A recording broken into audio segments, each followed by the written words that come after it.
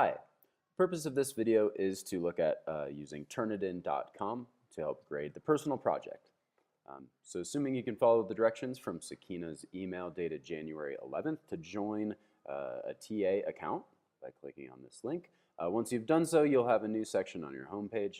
Call this the Personal Project, Section 1. Go ahead and click on this link here, Section 1. We can view all of the students who have signed up for your section of the personal project by clicking here on View. And here we've got Susanna's project on the economics of religion. There are two things to notice here on this page. Number one is that we have a similarity index of 88%. In the next video, we'll look over how to make that go away. But for now, we're going to work on grading. So here I click on her grade. This is a draft submission. Okay, so any of these marks will be deleted if the paper is resubmitted. I would like to continue. So open up the Turnitin document viewer in GradeMark.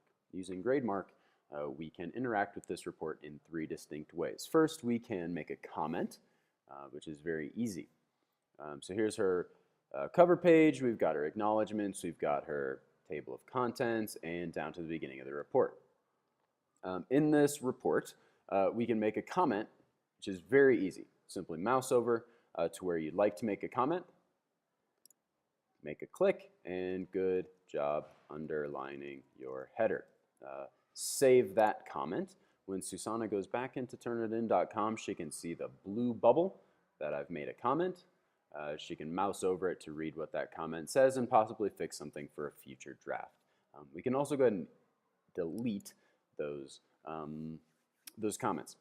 The second thing that you can do is what we call what's called a quick mark. A quick mark is basically a comment that's likely to be used over and over again, especially when we're grading a paper written by a sophomore. So we've got things like awkward, need to cite your sources, right? Commonly confused.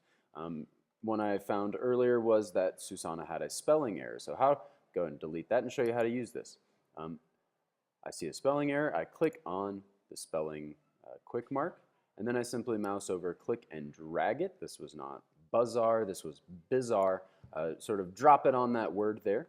And then when Susanna goes into her project, she'll see that I left this comment. Notice I'm not fixing the problem for her. I'm simply alerting her to the fact that she made a spelling error. She'll have to go in and correct that for her final draft. The last thing we're going to do with Turnitin.com's document viewer in GradeMark is to mouse over to the lower right-hand corner of the screen here. We've got View, Edit, Rubric. Okay, we can use a built-in rubric. Simply click on the little Tetris box down here. And all of the criteria for the personal project are here on the right sidebar. Okay, we've got criteria A. You can click here and scroll down, A through G. Each of these is worth up to 4 marks, all the way down to 0 marks.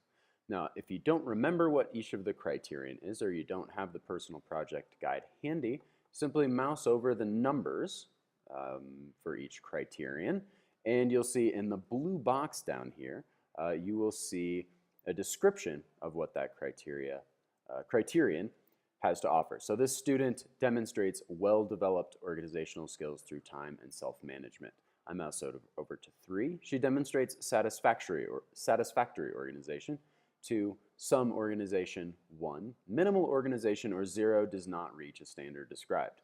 So I'll give her, let's say, a 3 on this by simply clicking on the number, and I'll go through all of the criterion. Say I'm just making these up as I go along. She did very well on criterion 4, 2 on E.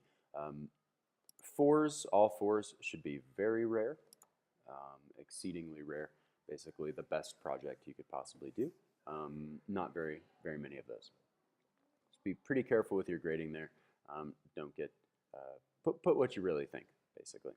Once I've gone through each criterion, given her a score for each one, I'm going to mouse down to this black bar, Apply Rubric Percentage to Grade. Click here, and you can see that now in the upper right-hand corner, which is an indicator of the gradebook, she's gotten 20 out of the 28 marks for the paper, which is what you want to see. If I close the document viewer and go back to this page in Turnitin.com, I refresh the page, and I should see that her grade has been moved up to 20. Okay, that's how you grade the report. Please make sure to leave at least one comment and go through the rubric for your supervisees by Friday, January 25th. The cutoff for that is at midnight. The next thing you can do with Turnitin.com using the document viewer is we can address the similarity index. So here Susanna's paper says she is 88% similar to another paper, which most likely means that she submitted an earlier draft to Turnitin.com, and it's marking her work as already submitted by somebody else. So we can go ahead and fix this problem by opening up the originality report. Notice that you can toggle between grade mark, where we were earlier, using the rubric, the quick marks, and making comments, and we can toggle back over to originality by clicking on these boxes up at the top of the page. In order to correct for this similarity index, we can just click on any of the highlighted red sections here and see that the paper was submitted to the American School Foundation. So again, pretty likely that she submitted an earlier draft, especially considering that, for example, her name and the personal project title are also highlighted in red. So these are similar to a project that was already submitted, and that was probably by her. So we want to exclude that source. Okay, so I click on the red, I see it's been submitted to the American School Foundation. What I need to do to exclude that source is mouse all the way over to the right side. We've got submitted to the American School Foundation and a student paper, 88% similarity. I want to know more about that, so I click on the View Match Breakdown arrow. It shows me that there was one other paper that 88% similarity came from, and several other papers that have 2% or 1%.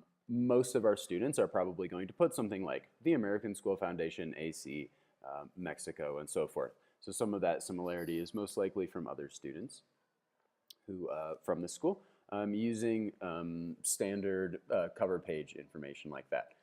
So we can do one of two things. We can either exclude this 88% source, or we can just go ahead and exclude all other American school sources. Since everybody's personal project should be original,